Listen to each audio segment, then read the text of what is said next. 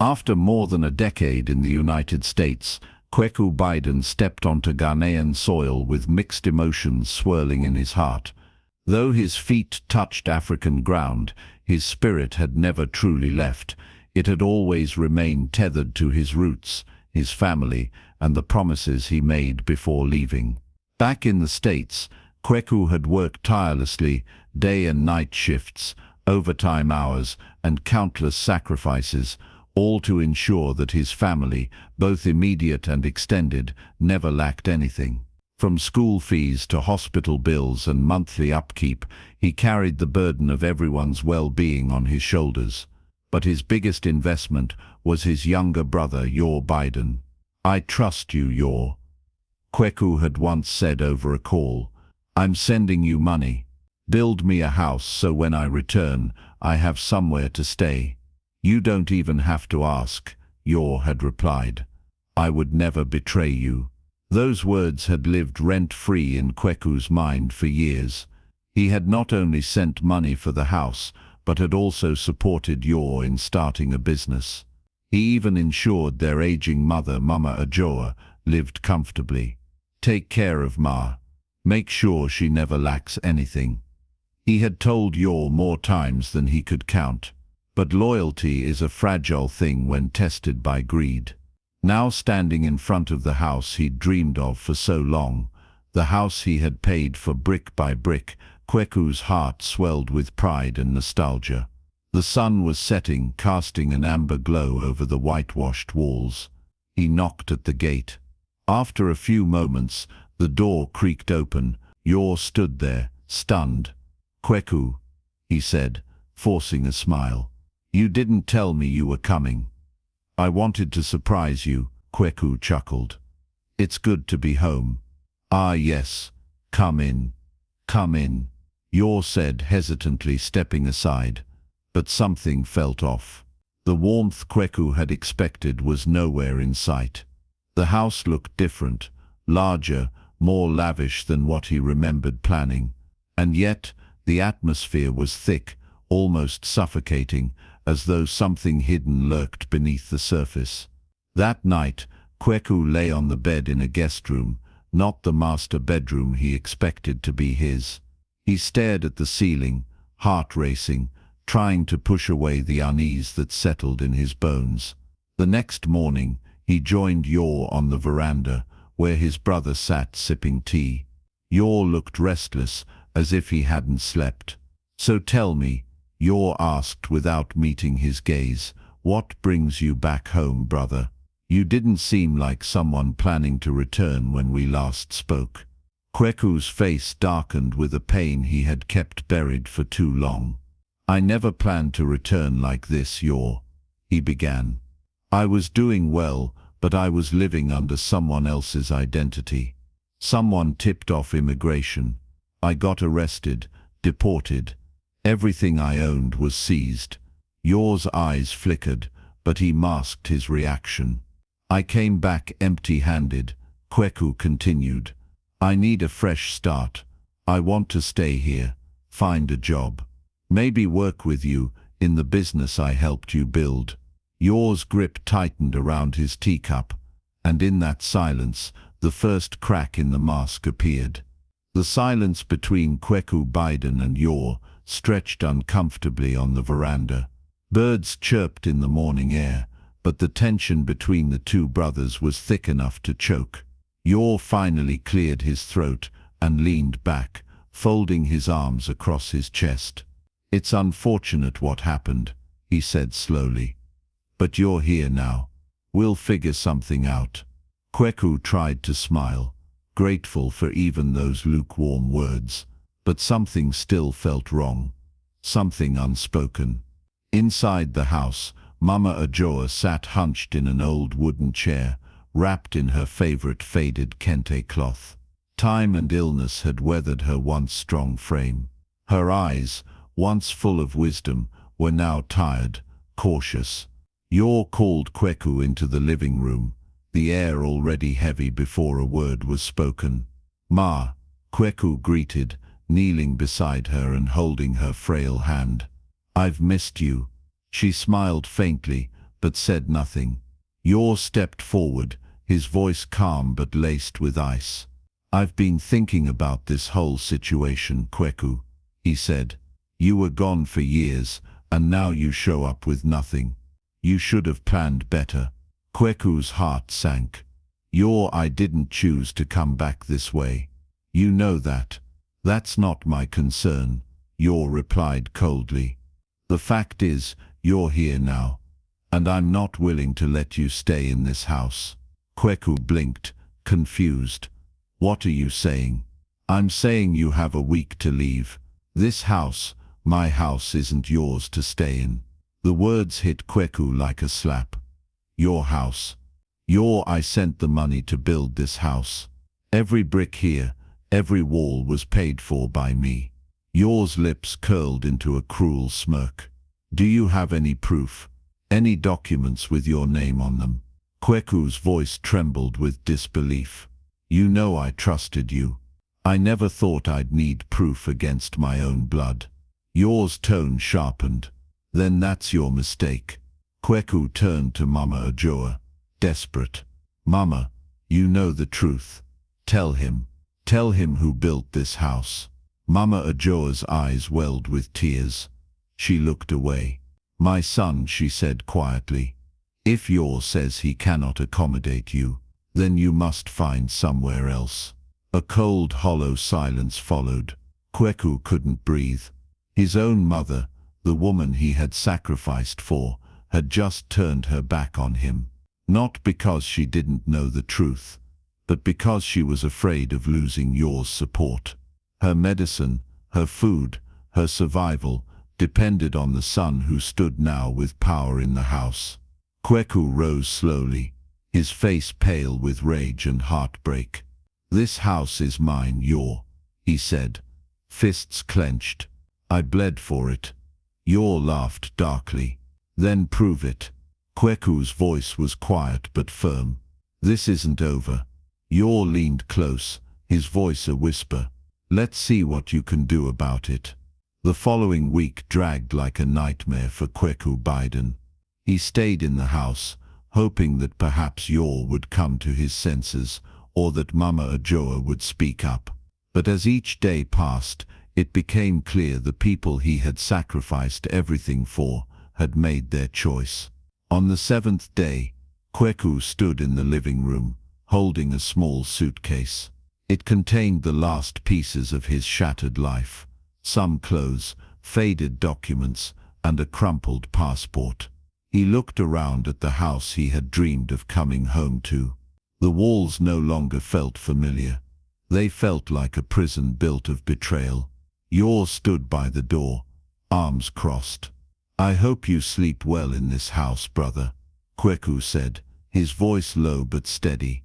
"But remember, the foundation of this home was built with betrayal, and karma never forgets an address." Yor smirked. "Save your proverbs, Kweku. They won't pay your rent." Kweku walked out without another word, the door shutting behind him like a final nail in a coffin. He had nowhere to go, except to Araba, his wife. They had planned everything together. Years ago, when they were still in the US, they had agreed that Araba would return to Ghana first.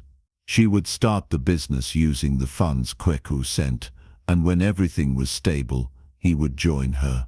It was their dream, their future. When he arrived at their home, Araba stood in the doorway, arms folded, eyes hard. There was no joy in her gaze, no welcome, no warmth. "What's wrong?" Kweku asked, confused by her coldness. She sighed, shaking her head. "What exactly do you expect me to do now?" Kweku frowned. "What do you mean?" "You were supposed to come back with something," she snapped. "A man with money, not this." Her hand waved toward his suitcase and sunken eyes. He blinked, stunned. "I worked. I sent everything to you, to Yor, to Mama. I built this life for all of us." She scoffed. "You built it for everyone but yourself. Now you're here with nothing. And I'm supposed to carry you too." Kweku's chest tightened. "Araba, We had a plan. We had a plan, she corrected bitterly. Until you turned yourself into a charity for your family. Now I run this business. I made it grow, and I won't let it fall because of your failures. His voice dropped to a whisper. So what are you saying? She looked away for a second, then met his eyes with brutal honesty. I can't accommodate a failure. Go back to your family, the ones you gave everything to. Kweku felt his knees buckle under the weight of her words. In less than a week, he had lost his home, his mother's loyalty, and now, his wife. He walked away again. No destination, no plan, just the aching realization that the people he trusted the most had cast him out like dust, twice betrayed, once by blood, now by love. By the time Kweku Biden stepped out of Araba's compound, the sun had dipped below the horizon, and darkness had fallen over Accra. The streets buzzed with life, cars honking, vendors shouting, but inside Kweku, there was only silence. He had no house, no job, no family, no wife. The night air was cool, but it did nothing to calm the heat of shame burning in his chest. For the first time in his life, he had nowhere to sleep. The weight of years of sacrifice now felt like chains, not honor. That night, he wandered for hours before finding shelter beneath an unfinished building on the edge of town. The cold concrete floor was unforgiving. His folded jacket served as a pillow. Mosquitoes buzzed in his ears, biting his skin relentlessly. But he didn't care. Not really. What hurt more than the bites was the emptiness, the loneliness of being forgotten by everyone he had once lived for. By morning, hunger gnawed at his stomach. He had a few cedars left in his pocket, just enough for some roasted plantain and a sachet of water. As he chewed slowly, he made a decision. I need work. Anything. I can't go down like this. Security jobs were often the easiest to find for men in his situation. Within 2 days, Kweku was hired by Ara Shield Security, a private firm that assigned guards to warehouses and construction sites across the city. He was handed a faded navy blue uniform, a torchlight, and an ID card with his picture laminated under scratched plastic. His first post was a construction yard on the outskirts of town, lonely, wide, and eerily quiet at night. The job was simple: stay awake, walk the grounds, and report anything unusual. But nothing about it was easy. The nights were long and cold. Mosquitoes swarmed in waves. The distant sounds of barking dogs and passing cars were the only signs of life. Sleep was a luxury he couldn't afford, and food was rationed to the bare minimum. But the worst part wasn't the discomfort. It was finishing his shift and having nowhere to go. Every morning after work, Kweku returned to the same unfinished building. It had no windows, no doors, just a slab of concrete, half-done pillars, and a cracked ceiling. There on the floor, he slept for a few hours before washing his uniform in a nearby gutter and returning to work. One evening, just after his shift, fate twisted the knife even deeper. As Kweku walked down the street, tired and hungry, he spotted a shiny black SUV cruise past. Behind the wheel, dressed in designer clothes and sunglasses, was Your Biden. Their eyes met. For a second, just a second, Kweku hoped Yor would stop, say something, offer a ride, a word, anything. But Yor looked away and drove off. Kweku stood still on the roadside, blinking against the sting in his eyes. His brother, the man who now lived in the house he built, the man living large off his sacrifice, had pretended not to see him. And still, Kweku said nothing. He just kept walking, because that's what life had taught him lately. When everyone you love betrays you, you either break or you keep walking. The morning after his encounter with Yor's cold indifference, Kweku Biden dragged his aching body down a dusty road, his security shift barely behind him. He hadn't eaten since the night before, just water and fatigue were keeping him upright. He needed to find a quiet place to rest, maybe under a tree or near the old bus terminal. As he rounded a bend near the marketplace, he spotted a man stepping out of a kiosk. The man looked familiar, older, beard fuller, but the posture, the face, Mensa. Kweku called out, his voice hoarse but hopeful. The man turned, his eyes widened in disbelief.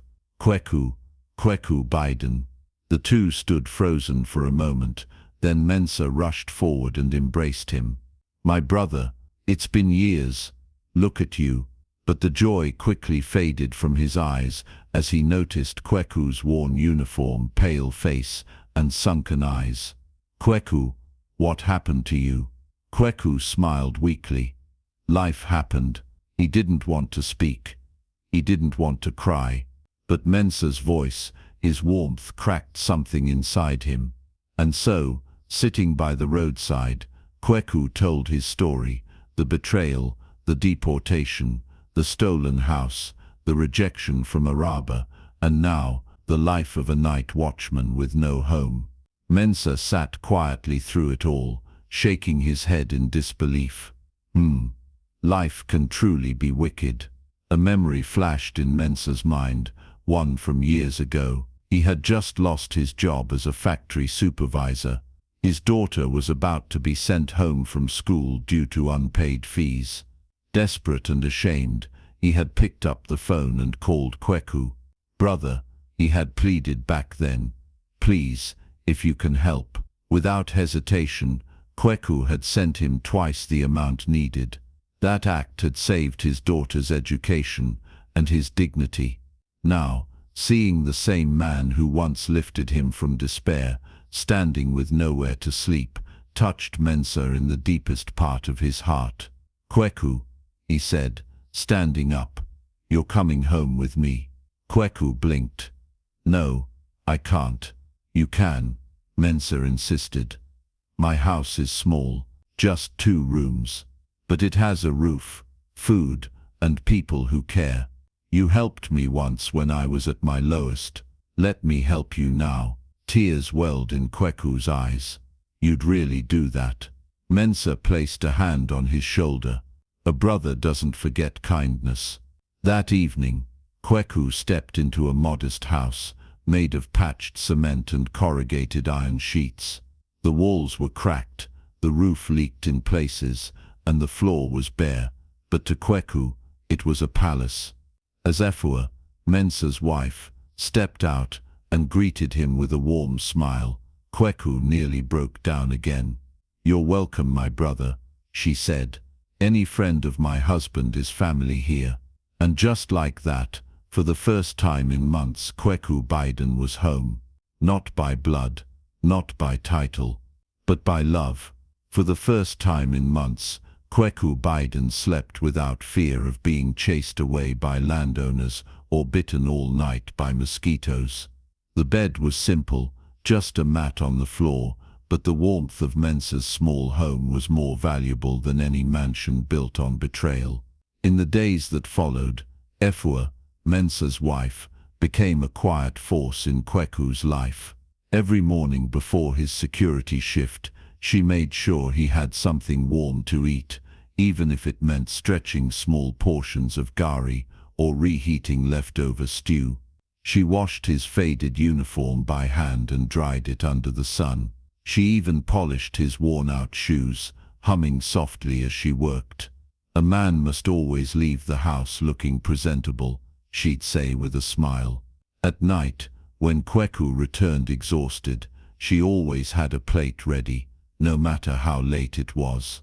Not once did she make him feel like a burden. One evening, after dinner, Kweku sat outside with Mensa under the quiet night sky. The moon glowed faintly, casting soft silver light on the compound. Crickets chirped in the distance. Mensa, Kweku said quietly, I don't know how to thank you and Efua. You've done more for me in a week than my own family has in years. Mensah looked up from the bowl of ground nuts he was snacking on. Life is unpredictable, brother. Today it's you. Tomorrow it could be me again. That's why we help each other. That's how we survive. Kweku swallowed hard. When I lost everything, I thought I'd die alone. Mensah placed a firm hand on his shoulder. You're not alone anymore. As days turned into weeks, a new rhythm began to form in Kweku's life. He worked his night shifts diligently and saved what little he could. Every cedi was tucked away with discipline. Though he had nothing, he was determined to rebuild. Meanwhile, Efua continued to treat him like a brother. She never asked too many questions, never judged him for his past, never looked at him like a failure. She reminded him of what kindness looked like when it came from the heart. One day, she pulled Kweku aside as he was heading out. "Brother Kweku," she said softly, holding out a small envelope. "I know it's not much, but this is a little from our savings, just in case you need it." Kweku stepped back, shocked. "No, Efua, I can't take that." "You can," she insisted, "and you will. Because when you helped Mensah back then, you didn't ask if he had anything to return. So don't let pride rob you of love." Kweku's eyes filled with tears. He took the envelope with shaking hands and whispered, "Thank you for treating me like a human being again." Efua smiled, her eyes kind. "You're more than that. You're family now." And with that, Kweku felt something he hadn't felt in a long time: hope. Not the kind you pray for in desperation, but the kind that's born from being truly seen, even when you have nothing. While Kweku Biden slowly rebuilt his life from the ground up in the humble home of Mensah and Efua, across town, the once celebrated Yor Biden was beginning to feel the first cracks in the empire he had stolen. The money that had once flowed freely, the same money Kweku had sent from abroad for years, had long dried up. With no more funds coming in, Yor's lifestyle began to shift from grand to desperate. The business Kweku helped him start, the one he claimed as his own, had begun to struggle. He had made bad decisions, importing items no one wanted, taking loans he couldn't repay, and throwing parties to maintain an illusion of success. Now the whispers had begun. Yor Biden, wasn't he the one who said he built his house from scratch? I heard his brother abroad was the one who sent all the money. He's not as rich as he used to be. Desperate to keep his image alive, Yor applied for a bank loan, one last big push to save his crumbling business. He dressed in his finest clothes, wore a fake smile, and spun tales of expansion and investment. The bank believed him, just enough to give him a substantial amount to invest in a new shipment. But the pressure of keeping up appearances was crushing him. He had no proper plan, no strategy, only fear. He poured the loan into products with shaky demand, hoping for quick sales to cover up the chaos behind the curtain. And then came the fire. It was a Wednesday morning. His wife had woken early and left stew simmering on the stove while she rushed off to work, forgetting to turn off the gas. Yor, still asleep after a sleepless night, was unaware. An hour later, flames erupted from the kitchen, spreading quickly. A neighbor noticed smoke curling from the rooftop and tried to call Yor, but his phone was off. By the time emergency services arrived, the house, the same house built with Kweku's blood, sweat and sacrifice, was engulfed. The living room, the imported sofas, the electronics, the expensive drapes, the shipment stock, everything was lost to the flames.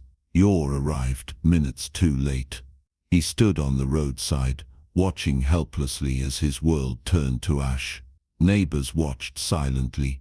No one offered comfort. No one rushed to console him. Because deep down, everyone remembered the stories. Everyone knew the truth. From that moment on, Yor Biden's fall was no longer private. It was public, with no insurance, no savings, and debt hanging over his head like a storm cloud. He and his wife were forced to move into a small single-room apartment in a worn-down part of town. There were no parties now, no visitors, no respect, only regret. And somewhere on the other side of the city, the man he had betrayed was being fed warm soup by the hands of kindness. Because when life takes everything from you, only character remains. And karma, slow as she may be, never misses her turn. 3 months had passed since Kweku Biden found refuge under the roof of Mensa and Ifua. Though life remained simple, it was finally peaceful. Each morning, Kweku woke early, ironed his uniform, and went to work with quiet dignity. Each night, he returned to a warm meal and smiling faces. The pain of betrayal hadn't vanished, but it no longer swallowed him whole. In this little house, he found something he hadn't felt in years: belonging. But Kweku had been holding back a truth, a powerful truth, one that could change everything. One evening after dinner, he asked Mensa and Efua to sit with him. The tone in his voice made Mensa nervous. "Kweku, what's going on? You're scaring me." Kweku smiled faintly, but his eyes brimmed with emotion. "I need to tell you both something," he said. "You deserve to know the full story." He took a deep breath. "I wasn't deported because I was helpless. I came back to Ghana by choice." Mensa blinked. "What?" "I wanted to test the hearts of those I trusted the most." Kweku continued. "You see, I had already made it in the States. I invested, I worked hard, and I sent money, millions of cedis, to my brother Yor, to build a house, to set up a business, to support our mother, and to my wife Araba, to build our dream." Efua covered her mouth, gasping. But they... "Yes," Kweku said quietly. "They all failed the test. My brother claimed the house and threw me out. My mother, out of fear or selfishness, chose silence. My wife called me a failure and shut the door in my face." Mensa leaned forward, stunned. "So you're not?" "I'm not broke," Kweku confirmed. "In fact, I've already acquired a large piece of land outside the city. I plan to build a housing estate, modern, affordable, sustainable homes. I just needed to find someone I could trust to help me manage it while I continue handling things from abroad." Efua's hand trembled as she clutched Mensa's arm. Kweku looked at them both, tears running freely now. "And then, I met you again. You didn't wait to know the full story. You didn't ask for proof or benefits. You helped me when I had nothing to offer. You gave me food, shelter, dignity. You treated me like a human being." He stood and pulled out 2 sets of keys from a small envelope. "Mensa, Efua, I want you both to help me build this dream. Starting today, we build together." Mensa stared at the keys. His hands shook. "Brother, I don't even know what to say." Efua was already crying. "Kweku, we never expected anything. We did it from our hearts. And that," Kweku smiled, "is why the blessing belongs to you." That night, they sat outside under the stars, not as host and guest, but as family bound, not by blood, but by loyalty, love, and truth. The test had ended, and those who passed it were about to walk into a future brighter than they ever dreamed. Construction began quietly, without fanfare, just bricks, sweat, and the sound of second chances. Under the leadership of Kweku Biden, with Mensa as project manager and Efua overseeing logistics and staff welfare, the barren land outside the city began to transform. What had once been just dry, forgotten soil now echoed with the sounds of trucks, laborers, and dreams coming to life. Kweku spared no expense. He brought in skilled engineers, architects, and designers. But it wasn't just about grandeur. This project had a soul. Every apartment was designed with thought, every detail checked with care. It wasn't just an estate, it was a symbol of betrayal that didn't break him, of kindness that lifted him. And through it all, Mensah and Efua never changed. They remained humble, committed, and loyal. Mensah worked long hours ensuring deadlines were met. Efua made sure the workers were well fed, safe, and respected. Their little house remained untouched by greed, even when Kweku began upgrading it.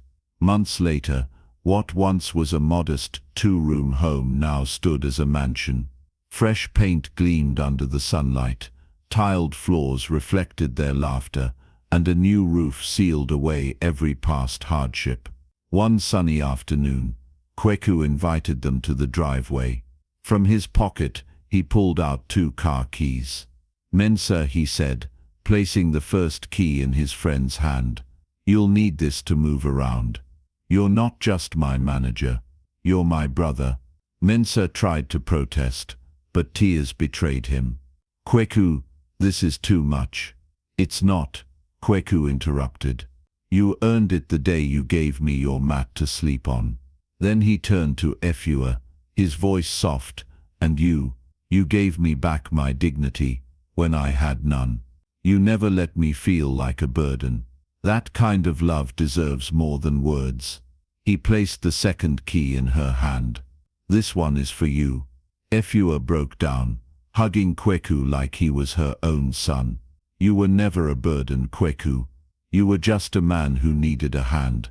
With the estate nearing completion, the media began to take notice.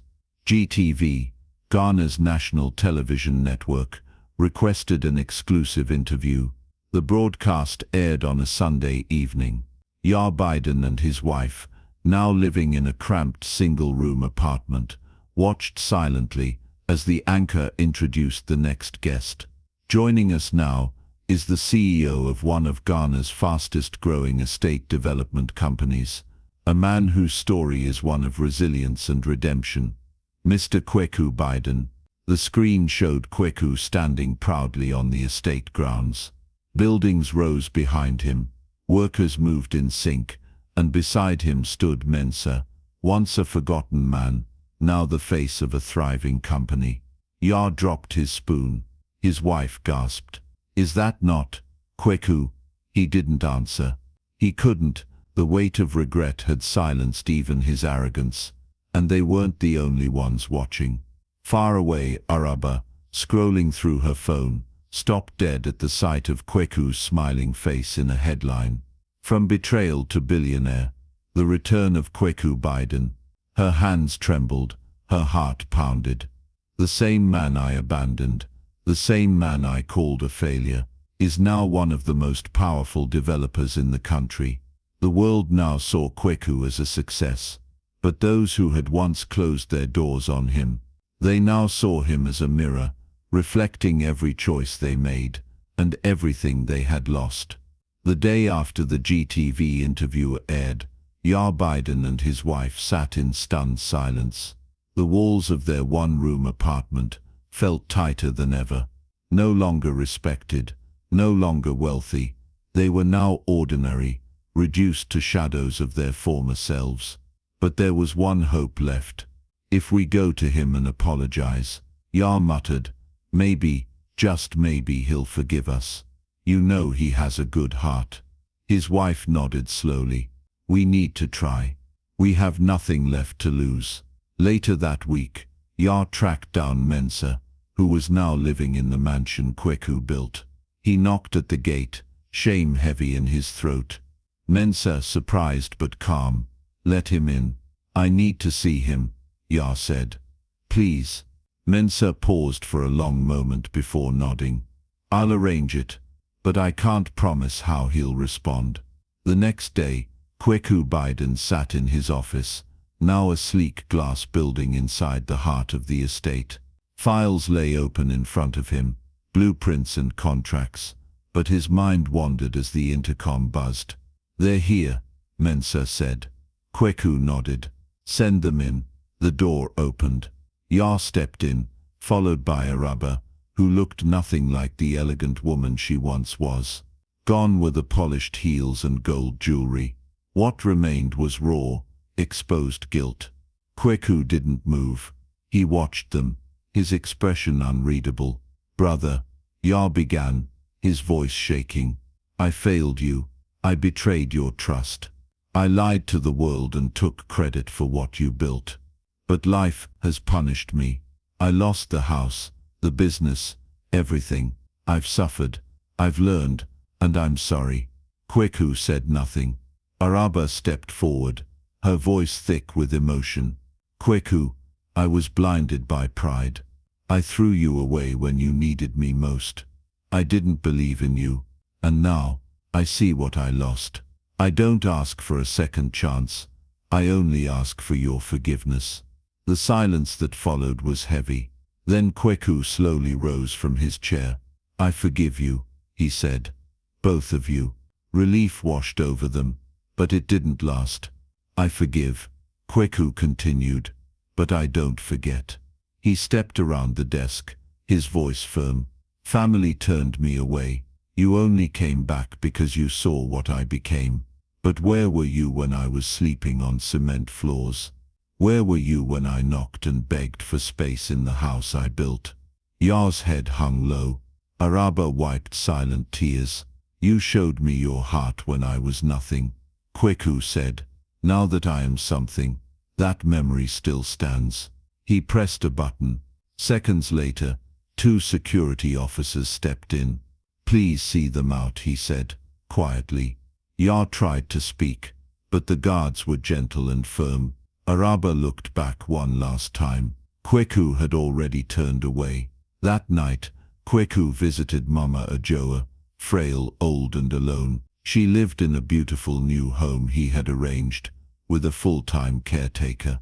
"I know you stayed silent," he told her, "but I won't let you suffer." She nodded, ashamed, tears in her eyes. "My son, forgive me." He touched her hand gently. "You're my mother. I don't need to love what you did, to still take care of you." And with that he left. Outside, Mensa waited in the car. As they drove past the glowing gates of the estate, Kweku looked out the window. From a man betrayed and broken, to one who now built homes for others, his story was no longer about revenge. It was about resurrection. "Sometimes family won't lift you when you fall," Kweku whispered, "but strangers might, because true love is proven in your lowest moments, and kindness is never wasted."